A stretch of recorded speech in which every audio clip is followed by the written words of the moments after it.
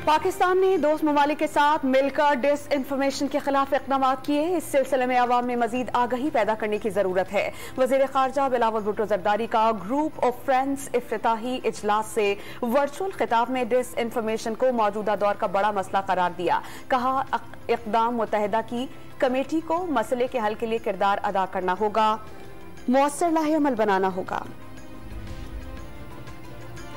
अगर मुल्क सियासी अदम इस्तेहकाम का शिकार रहेगा तो मईशत पर मजीद बुरे असरात मुरतब होंगे।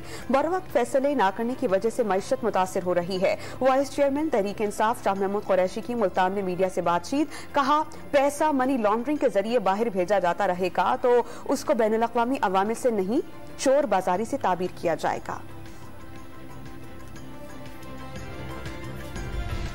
अताई डॉक्टर ने एक और बच्चे की जान ले ली। ओकाड़ा के महल्ला अजीमाबाद में अताई डॉक्टर के हाथों गलत इंजेक्शन लगने से 2 दिन का बच्चा जाँ बहक। थाना ए डिवीजन की पुलिस ने डॉक्टर को गिरफ्तार कर लिया। DPO हसन इकबाल का पुलिस को फौरी तहकीकात का हुक्म।